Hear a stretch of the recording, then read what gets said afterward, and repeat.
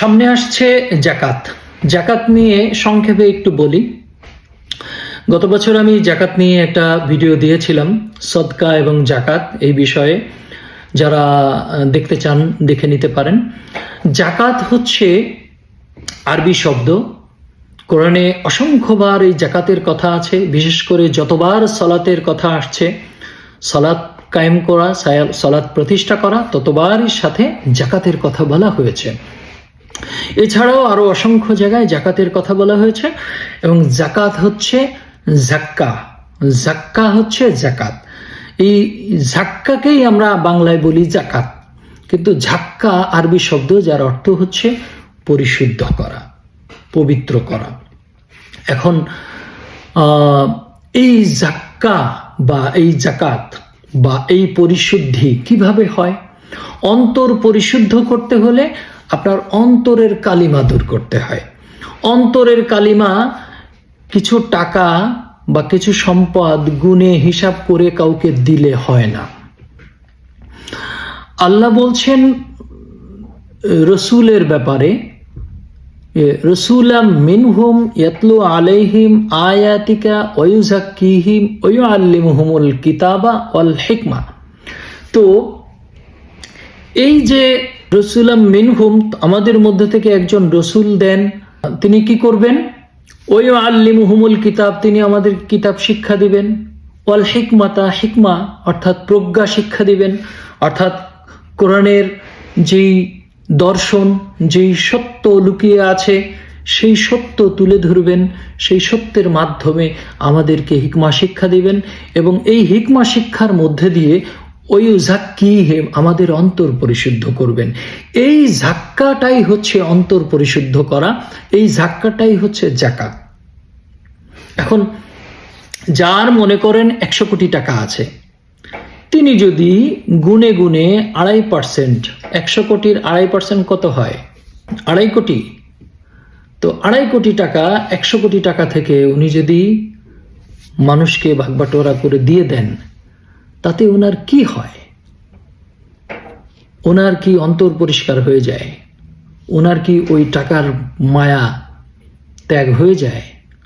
ওনার কি ওই সম্পদ নিয়ে যত ঝঞ্ঝা আছে, যত বিপদ আছে, যত চিন্তা আছে, যত মানুষের সাথে ওনার লেনদেন আছে, কিভাবে কাকে ফাঁকি দেওয়া যাবে, কার থেকে আরো পাওয়া যাবে, কিভাবে ট্যাক্স ফাঁকি দিতে হবে, এই সমস্ত কি অন্তর থেকে দূর হয়ে যায়?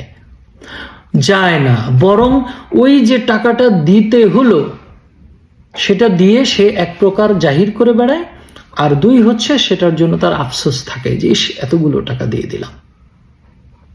আবার ধরুন যে হয়তো তার আফসোস হলো না, টাকাটা দিয়ে দিল, তাতে কি হলো? তাতে তার এই সম্পদের প্রতি মোহ কিংবা সম্পদকে কেন্দ্র করে যত কিছু, কোনো কিছুই তো তার অন্তর থেকে যায় না। তাহলে সম্পদ কিছু গুণে ভাগ করে দেওয়ার মধ্যে দিয়ে কিভাবে অন্তর পরিশুদ্ধ হয়? আবার এই 100 টাকার 2.5 টাকা অর্থাৎ শতকরা 2.5% যে আপনি দিচ্ছেন, এই হিসাবটা আপনি কোথায় পেলেন? আল্লাহ তো কোরআনে এরকম কোনো হিসাব করে সম্পদ দিতে বলেন নাই, বরং বলেছেন যে তোমরা তোমাদের প্রয়োজনের অতিরিক্ত যা আছে সব দান করে দাও।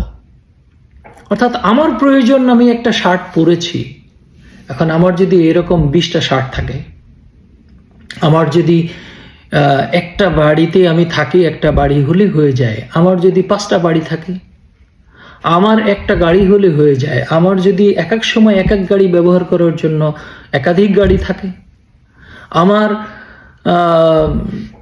দৈনন্দিন চলার জন্য সামান্য কিছু টাকা হলেই হয়ে যায়, বা আমি দৈনন্দিন রোজগার করতে পারি এরকম উপায় হলেই হয়ে যায়। কিন্তু আমার অ্যাকাউন্টে যদি হাজার হাজার কোটি টাকা থাকে বা লাখ লাখ টাকা পড়ে থাকে, তাহলে আমি আমার অতিরিক্ত দান করলাম কিভাবে? অতিরিক্ত দান মানে হচ্ছে আমার যা প্রয়োজন তার অতিরিক্ত যা কিছু, তাই আমায় দান করে দিতে হবে।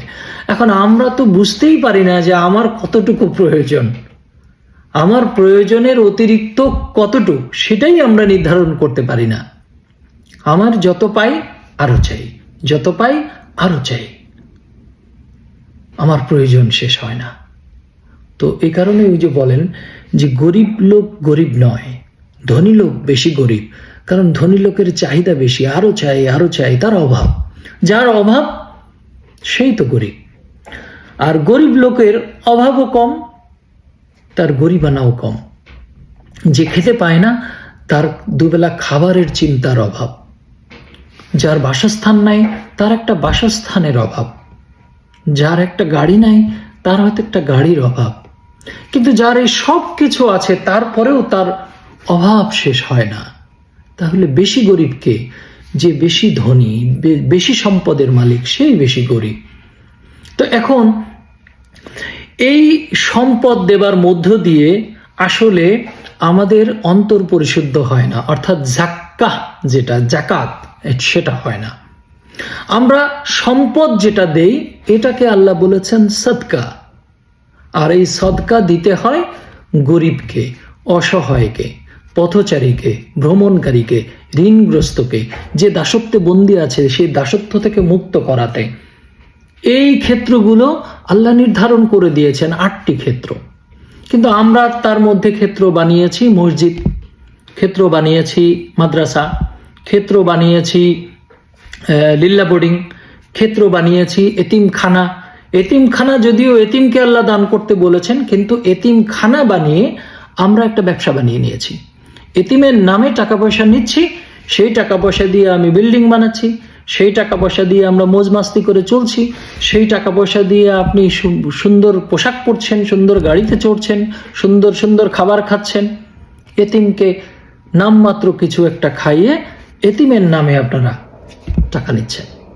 তাহলে এই একটা ক্ষেত্র আছে, তার আংশিক পালন করা হয়, বাকিটা সবই এই সব নিজস্ব সুবিধাবাদী লোকের ভোগে যায়। অথচ সাদকা হচ্ছে আপনার আশেপাশে দেখুন প্রচুর অসহায় ব্যক্তি আছে, আপনার আত্মীয় স্বজনের মধ্যে আছে, আপনি যে শহরে থাকেন সেই শহরের মধ্যে আছে, আপনি যেই শহরকে চেনেন জানেন সেই শহরে আছে। আপনি যদি সাহায্য করতে চান তাহলে সাহায্য করার অনেক ক্ষেত্র আছে, সেই জায়গাগুলোতে সাহায্য করুন। অযথা মসজিদে টাকা দিয়ে, মাদ্রাসায় টাকা দিয়ে কোনো লাভ নেই, কারণ ওইটা আল্লাহর লিস্টেই নাই। আল্লাহ যে অ্যাকাউন্টগুলো দিয়েছেন যে এই অ্যাকাউন্টে তোমরা টাকা দিবে বা সম্পদ জমা দিবে, সেই অ্যাকাউন্টের নামে মসজিদ মাদ্রাসা নাই। তাহলে আপনি কোথায় দিচ্ছেন?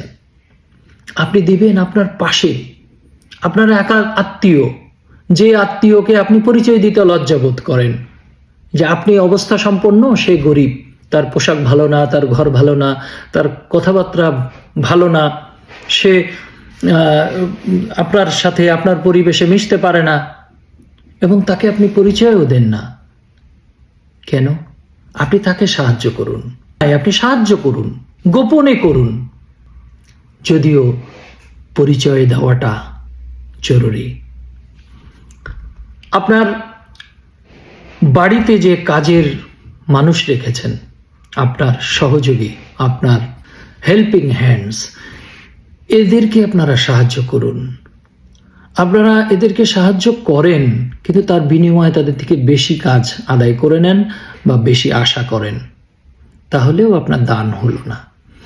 আপনারা এই দানের সাথে জাকাত মিলায় ফেলেন না। জাকাত আপনার অন্তর পরিশুদ্ধ করবে, আর সাদকা আপনি দান হিসেবে দিবেন। সেটা সারা বছর, যে কোনো সময়, যে কোনো জায়গায়, যে কোনো মানুষ, সে হিন্দু, মুসলিম, খ্রিস্টান, বৌদ্ধ কিনা দেখার দরকার নাই, সে সৎ না অসৎ দেখার দরকার নাই, সে ভালো মানুষ কি খারাপ মানুষ দেখার দরকার নাই, সে সাদা না কালো দেখার দরকার নাই, সে আত্মীয় কি অনাত্মীয় দেখার দরকার নাই। যখনই যেখানে আপনি অসহায় মানুষ পাবেন, গরিব মানুষ পাবেন, বিপদগ্রস্ত মানুষ পাবেন, তাদেরকে সাহায্য করবেন, এবং সেই সাহায্যের বিনিময়ে আশা করা যাবে না। আপনার যা প্রয়োজন নাই, অর্থাৎ আপনার প্রয়োজনটা আগে নির্ধারণ করুন, যে একটা মানুষ বেঁচে থাকতে হলে বা তার পরিবার, সন্তানাদি নিয়ে বেঁচে থাকতে হলে, চলতে হলে, যেটুকু লাগে তার অতিরিক্তই আপনাকে দান করে দিতে হবে। এখন আপনি যদি মনে করেন আমার সন্তানের ভবিষ্যৎ চিন্তা করে আমি 20 বছর পর কি হবে আমি সেজন্য জমিয়ে রেখেছি, সেটাও অন্যায়। আপনার 20 বছর পর কি হবে সেই চিন্তা আপনার করা লাগবে না। আপনি দৈনন্দিন যেভাবে চলতে হয় করতে হয় সেটা করে যান। হ্যাঁ, এই কথা শুনে অনেকেই আমাকে আহম্মক বলতে পারেন, কারণ আপনারা দেখে আসছেন যে সবাই তো এভাবে জমায়। কারণ এই খোটা আমিও শুনি যে টাকার প্রতি মোহ নাই, টাকা পয়সা কিভাবে জমায় রাখতে হবে, ভবিষ্যতে কি হবে, অসুখ হইলে বিপদ আপদ হইলে কিভাবে হবে, এগুলো নিয়ে আমাকেও কথা শুনতে হয়। কিন্তু বাস্তবতা হচ্ছে যে একটা তিমি মাছ সমুদ্রের বিশাল বড়, সে প্রতিদিন 4-5 টন খাবার খায়, তার কিন্তু ব্যাংক অ্যাকাউন্ট নাই, কিন্তু সে কিন্তু খায়। একটা হাতি বা যে কোনো প্রাণী, হ্যাঁ কিছু ব্যতিক্রম আছে, পিঁপড়া যেমন সম্পদ জমিয়ে রাখে বর্ষাকালের জন্য, সেটাও একটা নজির, তার মধ্যে অনেক শিক্ষা আছে। পিঁপড়ার ভিডিও নিয়ে যেদিন বলবো সেদিন হয়তো বিস্তারিত বলবো। তো এই যে জমিয়ে রাখার একটা নেশা, এই নেশাটা দূর করাই হচ্ছে জাকাত দেওয়া। সম্পদ দেওয়া জাকাত দেওয়া নয়। এটার একটা অভ্যন্তরীণ অর্থ আছে বটে, যে সম্পদ দিয়ে দিলেই যে আমি মায়াটা ত্যাগ করি, এই মায়াটা ত্যাগ করাটা হচ্ছে জাকাত। সম্পদ দেওয়াটা জাকাত না, সম্পদ দেওয়াটা হচ্ছে সদকা। আর যে মায়াটা আপনি ত্যাগ করছেন, সম্পদ আরো আহরণের জন্য যে ষড়যন্ত্র করছেন, সম্পদকে অন্যকে না দেওয়ার জন্য আত্মীয় স্বজনের অধিকার নষ্ট করে আপনি যে দখলদারিত্ব করে রেখেছেন, সেইটা অন্তর থেকে দূর করে দেওয়ার নাম হচ্ছে জাকাত। আর এটা কখন সম্ভব হয়?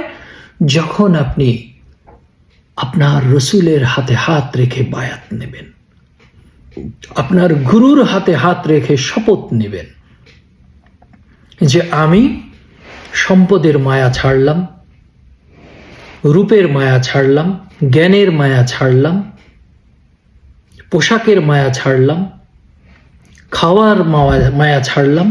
এই সকল আমিত্বকে ছাড়তে পারার নাম হচ্ছে জাকাত, এবং সেটা ছাড়তে হয় রসুলের হাত ধরে শপথ নিয়ে। এই যে শপথ নিয়ে সকল মায়া ছেড়ে দিলাম রসুলের হাতে, এইটাকেই বলা হয় রসুলের কাছে জাকাত দেওয়া। এই জাকাতটা দিতে হয় রসুলকে।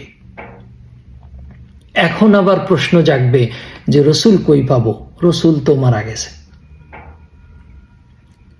কিন্তু রসুল তো মারা যায় না, মারা যায় মানুষ, ব্যক্তি, মানুষের দেহ। রসুল সৃষ্টি হয় না, রসুল আগমন করে, এবং রসুল চলে যায় না, রসুল বিদ্যমান। চলে যায় মানুষের দেহ, ওই মানুষের দেহকে কেন্দ্র করে রসুলের আগমন ঘটে, কিন্তু রসুল সৃষ্টি নয়, রসুল প্রেরিত হয়। একইভাবে আল্লাহ বলছেন যে সমস্ত ভাষায়, সমস্ত যুগে, সমস্ত সম্প্রদায়ের মধ্যে আমি রসুল পাঠাই, রসুল না পাঠানো ব্যতিরেকে আমি কাউকে শাস্তির আওতায় আনি না। এখন রসুল যদি আপনাদের হিসাবে শেষ হয়ে যায়, অর্থাৎ মারা যেয়ে থাকে, যে মুহাম্মদ সাল্লাল্লাহু আলাইহি ওয়াসাল্লাম শেষ নবী এবং রসুল, আর কোনো রসুলও নাই, আর কোনো নবীও নাই। হ্যাঁ, আর কোনো নবী আসবে না, এটা আল্লাহ বলে দিয়েছেন, কিন্তু আর কোনো রসুলও আসবে না, এটা যদি হয় তাহলে আল্লাহর এই কথা তো টেকে না যে সমস্ত ভাষায়, সকল জাতিতে, সকল যুগে আমি রসুল পাঠাই। রসুল না পাঠাইয়া শাস্তির আওতায় আনি না, তাহলে বাংলা ভাষাভাষীতে এখন রসুল কে? কিংবা এরপরে আরো যত ভাষা সৃষ্টি হবে, প্রত্যেক ভাষায় রসুল আসবে। যদি রসুল না আসে তাহলে আল্লাহর এই কথা মিথ্যা হয়ে যায়। আবার আল্লাহ রসুল না পাঠিয়ে, অর্থাৎ দাওয়াত পৌঁছে না দিয়ে শাস্তি কিভাবে দিবেন? যদি বলেন যে রসুল যা বলে গিয়েছেন সেগুলোই আমরা বলছি, তাহলে আপনারা রসুল, কারণ রসুল তো আল্লাহ পাঠাচ্ছেন। রসুলের বাণী পাঠাচ্ছি বললে তো আল্লাহর বাণী হয়ে যায়। আল্লাহ বলতেন যে আমি তাদের কাছে আমার কোরআন পৌঁছে দিয়ে তারপর তাদেরকে শাস্তির আওতায় আনবো। সেটা না বলে বলছেন রসুল পাঠাই। আবার বলছেন রসুলের কাজ কি? তিনি কোরআন তেলাওয়াত করে শোনাবেন, শিক্ষা দিবেন, হিকমা শিক্ষা দিবেন এবং অন্তর পরিশুদ্ধ করবেন। তাহলে এই 4টি কাজ তো রসুল স্বয়ং এসে করবেন এবং করছেন। তাহলে রসুল আছে। সেই রসুল কে সেটা আপনার খুঁজে বের করতে হবে। আপনার তকদিরে থাকলে আপনার মিলে যাবে। গুরুর কাছে আত্মসমর্পণ করার মধ্যে দিয়েই আপনার অন্তর পরিশুদ্ধ হবে। আর সেই অন্তর পরিশুদ্ধ হলেই কেবল আপনি নফসে আম্মারা থেকে নফসে মুতমাইন্নায় যাবেন। নফসে লাওয়ামা পার হয়ে নফসে মুতমাইন্নায় যাবেন। আর নফসে মুতমাইন্নাকেই আল্লাহ বলছেন যে তুমি জান্নাতে প্রবেশ করো। মরার পরে নয়, মরার আগে। এই জীবিত থাকা অবস্থায়, এই দেহে নফস থাকা অবস্থায় আপনাকে অন্তর পরিশুদ্ধ করে জান্নাতে যেতে বলছেন। তো এই বিষয়গুলো প্রত্যেকটা আলাদা আলাদা ভেঙে ভেঙে যদি বোঝেন, তাহলেই বুঝবেন যে আসলে জাকাত কি। জাকাত অন্তর পরিশুদ্ধকরণের জন্য আপনার সম্পদ, আপনার চিন্তা, আপনার আমিত্ব, আপনার আশা আকাঙ্ক্ষা, আপনার লোভ, আপনার হিংসা, আপনার কামনা, সকল কিছু পরিত্যাগ করতে হয় রসুলের হাতে হাত রেখে শপথ নিয়ে। তাহলে এই রসুলের কাছে সকল কিছু সঁপে দেবার নাম হচ্ছে জাকাত। আর যা কিছু ধন সম্পদ, টাকা পয়সা আপনি দেন, এটা হচ্ছে সাদকা। এটার জন্য কোনো নির্দিষ্ট দিন নাই, নির্দিষ্ট মাস নাই, নির্দিষ্ট হিসাব নাই। ক্লিয়ার? আপনার প্রয়োজনের অতিরিক্ত যা কিছু, সব কিছু আপনি দান করবেন, সেটা হচ্ছে সাদকা। আর এই সকল আমিত্বের যে মায়া, সেই মায়া ত্যাগ করে রসুলের কাছে শপথ নেবেন, সেটার নাম হচ্ছে জাকাত। যদি এই কথার বিরোধিতা করতে চান বা অনেকে এটার সাথে দ্বিমত পোষণ করেন, মানতে না পারেন, কোরআন ঘাটুন। আমার কথা নয়, কোরআন ঘেটে আপনি কোরআন থেকেই প্রমাণ পাবেন যে জাকাত সম্পদ নয়, সম্পদের মায়াটা হচ্ছে জাকাত। অর্থাৎ সম্পদ এখানে শুধু টাকা পয়সাও নয়, আমার চেহারাটাও সম্পদ, আমার চোখ সম্পদ, আমার ইচ্ছা সম্পদ, আমার কথা সম্পদ, আমার জ্ঞান সম্পদ, আমার পোশাক আশাক সম্পদ, আমার যে পরিবেশ সেটা সম্পদ, আমার যে আত্মীয় স্বজন সেটা সম্পদ, আমার সংসার, আমার ছেলে মেয়ে, সকল কিছু আমার সম্পদ। এই সকল কিছুর মায়া ত্যাগ করা, অর্থাৎ আমি এই মুহূর্তে মরে যেতে প্রস্তুত, এই রকম ত্যাগ করতে পারাটা হচ্ছে আপনার সকল সম্পদের প্রতি মায়া ত্যাগ করা। সেই মায়া ত্যাগ করে আপনি রসুলের কাছে শপথ নেবেন যে আমি সব দিয়ে দিলাম। আমার প্রয়োজনের জন্য যেটুকু খাওয়া লাগে খাই, যে পোশাক লাগে পরি, যেই পরিবেশে চলার জন্য যেটুকু লাগে আমি করি, আমার সন্তানের জন্য, আমার পরিবারের জন্য যেটুকু লাগে আমি করি। বাকি অতিরিক্ত আমি যা জমিয়ে রাখি ভবিষ্যতের জন্য, বা কোনো প্রয়োজন নাই তারপরেও মায়ার কারণে আমি আঁকড়ে ধরে রাখি, সেগুলোকে ত্যাগ করে দেব। সেটার নাম হচ্ছে জাকাত। ধন্যবাদ।